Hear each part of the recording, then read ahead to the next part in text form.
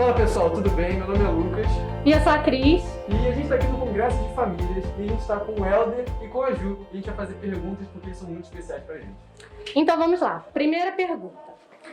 Helder e Juliana, como é para vocês servir juntos no ministério? Vocês acreditam que realmente é importante que o casal esteja junto nessa missão ou o ministério é algo individual? Tá. Acho que isso tem muito a ver com a nossa história, desde quando a gente se conheceu como namorados, né? Na verdade, como amigos, que a gente começou a compartilhar muito do que um e o outro gostava em termos ministeriais. A Ju curtia muito acampamento, eu também curtia muito acampamento. Isso até nos aproximou muito, né? Porque algumas das nossas histórias até eram muito parecidas, de conversão em mesmo ambiente e tudo mais, né? E a gente casou tal e fomos trabalhar numa igreja em Ribeirão Preto, lá na cidade de São Paulo. E aí a Ju, ela servia no ministério que eu supervisionava e que eu sempre tive muito uma paixão, e ela tem muita habilidade e paixão também, que era o ministério infantil, né? E eu sempre pedia para ela tentar me dar alguma oportunidade para servir junto dela, até porque é a habilidade dela e não era minha, né? Então era muito até a oportunidade de eu aprender com ela, ensinando uma faixa etária que não era minha habilidade, que era criança, né? Juniores e tudo mais. E ao mesmo tempo a Ju estava comigo na liderança da juventude, né? Então, às vezes a gente tinha os momentos separados por causa dos dons, das habilidades, dos focos de cada um, mas também aproveitávamos dessas diferenças para estarmos em alguns momentos juntos, né? E aí a gente foi para a Palavra da Vida, onde a gente está até hoje, e paralelamente a gente serve em igreja também, né? E aí sim, quando a gente voltou a pastorear a igreja, aí nós decidimos que a gente ia seguir muito juntos, né? Então estávamos juntos com criança, por causa da Ju, se tornou minha faixa etária de paixão, trabalhar com... Não, sensacional. Não, e foi mesmo, porque eu achava tão sensacional, né? A maneira como ela fazia as coisas com as crianças, juniores. E então eu falava, a Ju é que coordenava, a Ju é que... Eu estava lá ajudando. Eu lembro em várias escolas bíblicas de crianças, a Ju estava ensinando, eu ficava dando lápis para as crianças, porque eu realmente, por mais teologia que eu tivesse, eu não tinha habilidade, acho que talvez nem tenha muito ainda, para falar com a molecada, né? Então era muito divertido, porque eu era auxiliar dela na escola bíblica, né? Por outro lado, em vários outros momentos talvez mais tensos, mais pesados, de pastoreio de algumas pessoas, às vezes de aconselhamento, eu passava a bola para a Ju, aconselhar mulheres, aconselhar as meninas. Então essa confiança que eu tenho na Ju e que ela tem em mim, né, de caminharmos juntos. Então tem várias coisas que eu estou do lado dela, mas é ela quem está fazendo. E às vezes ela está do meu lado, embora eu esteja fazendo. E até dos nossos filhos, né? Eu acho que a gente sempre teve muito como família entender que Deus nos deu os nossos filhos como bênção.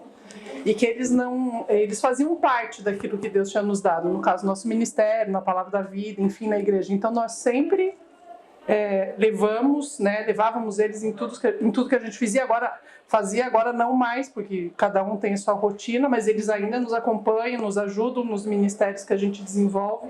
Então a gente sempre colocou eles como pertencentes ao nosso ministério, não alguém que atrapalhava, mas eles faziam parte daquilo que Deus nos tinha dado, né? Legal.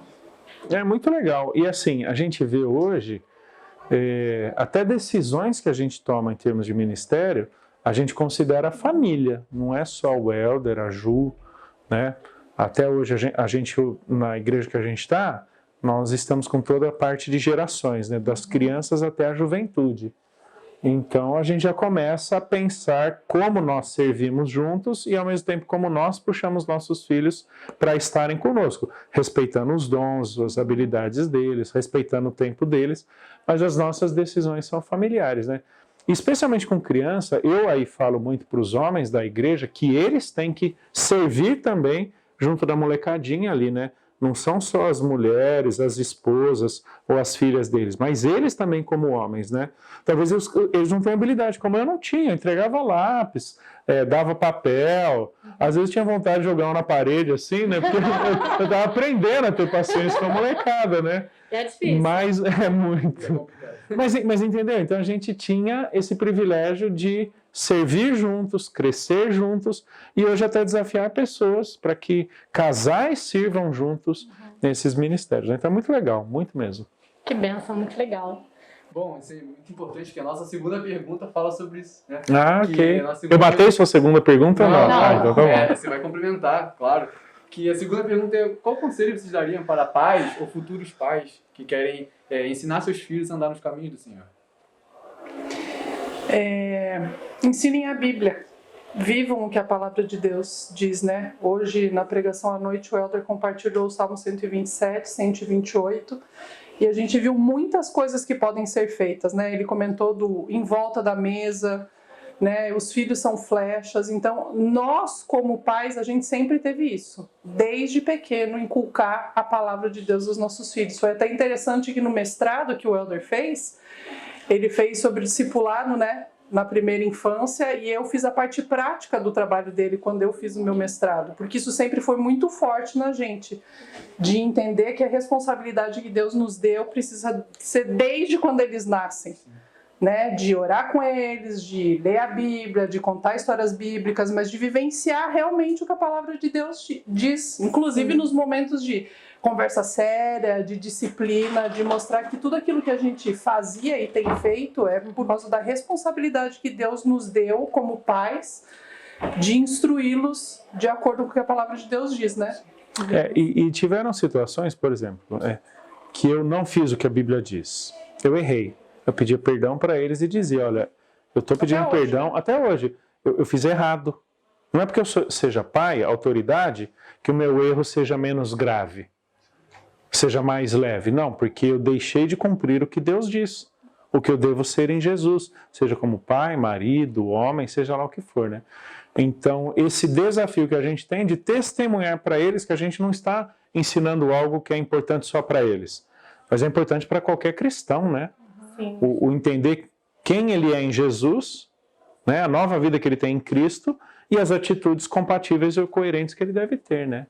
Eu acho que algo legal foi que a gente sempre teve isso como família, de a partir do momento que os nossos filhos, né, foram salvos por Jesus e tiveram a vida transformada, de mostrar para eles que eles são nossos filhos, mas eles são nossos irmãos em Cristo também. Então, o nosso interesse Isso é na muito vida estranho, deles, mas é muito legal. O nosso interesse na vida deles é que eles sejam aperfeiçoados e que eles cresçam e sejam parecidos com Jesus, né? Não é só o de ensinar, porque a Bíblia diz, você é meu filho, faça isso e aquilo. Não, você precisa ter uma vida dedicada e santa e tudo mais, porque você é filho de Deus e Ele exige isso de você. E Deus tem nos usado como pais para orientar você nesse processo, nessa caminhada, né? E nessa atitude, né, de reconhecer o erro e pedir perdão, vocês estão demonstrando a graça de Cristo, né? Com certeza. Não tem que fingir uma perfeição, tem que reconhecer e... Não, eles definitivamente sabem que a gente não é perfeito.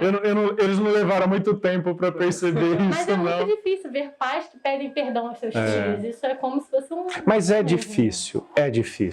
Mas quando você entende que antes de eu ter um compromisso com eles, eu tenho um compromisso com Deus, eu peço perdão para eles porque eu pequei contra Deus, né? É uma coisa que a gente sempre fala. Eu falo muito para os meninos, né? Amem a Deus, pratiquem a palavra de Deus. Né? Isso aí é o mais importante. Pouco importa se você vai ser professor, engenheiro, se você vai morar na cidade que a gente mora ou em outro país, né? Amem a Deus, pratiquem a palavra de Deus, e isso daí vocês carregam para a vida de vocês, né? Amém. Deve ser um pouco mais complicado também, visto que vocês são família de teólogos, né, estudiosos, né? Cara, é um pouco. E tem essa questão de falar para os filhos e os filhos olharem para vocês como referência, mas ao mesmo tempo entendendo que vocês são pequenos. Eu acho que foi um dia desses, um deles falou, pai, por que você faz de tudo uma aula? Cara, foi muito legal, porque é o seguinte... Porque assim, eu quero ensinar, mas na hora da janta... Não, qualquer. Eu faço... Uma lousa. Quase isso. Mas é verdade, é porque assim, eu não estou professor, eu sou professor. Então eu faço de toda oportunidade, ou de qualquer assunto, do mais simples ao mais complexo, não só de teologia, qualquer assunto que eu curta, eu faço disso uma oportunidade de ensino, né? E foi muito legal. Ele falou, pai, por que você faz de tudo uma aula, meu? Eu só quero sim ou não. Foi muito legal, né? Eu só quero sim ou não. Só disse pode ou não pode. Não precisa puxar desde a história, desde não sei quem, sabe? Então, Eu entendo um pouco disso, minha mãe é professora. entendeu? Tudo Não tem esse aspecto, vamos né? ver como é que foi isso. Não, realmente, depois eu reconheci que tem coisa que a gente só quer um sim ou não e tudo bem, né? Basta. Bom, vamos então para a nossa última pergunta. Puxando esse gancho, a gente está falando de família. De maneira geral, quais conselhos, dentre tantos conselhos, hoje vocês escolheriam para dar às famílias da nossa igreja para que elas sejam famílias que influenciam a sociedade? Eu acho que eu vou pegar o gancho da Ju, né? Ensinem a palavra de Deus e testemunhem a vida que vocês têm em Jesus. Amém. Né? Porque somos quem somos, fazemos o que fazemos e temos o que temos por causa de Jesus.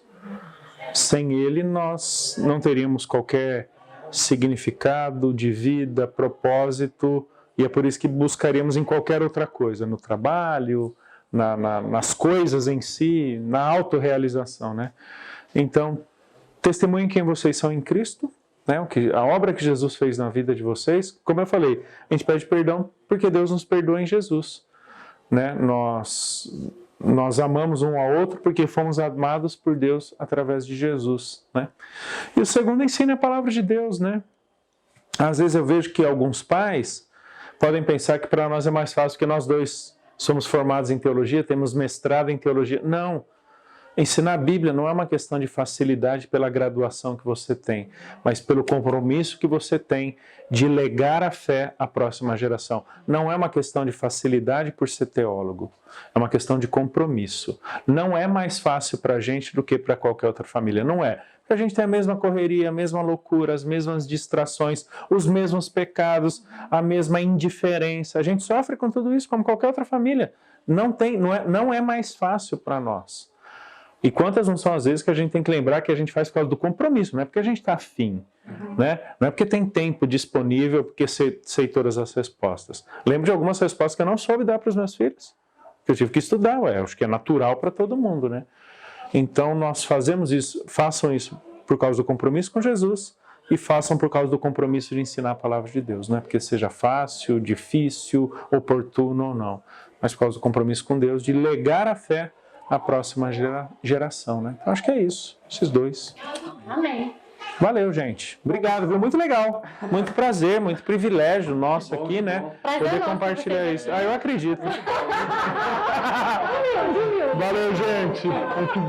Foi isso, pessoal. Essa é a nossa entrevista. Muito obrigado.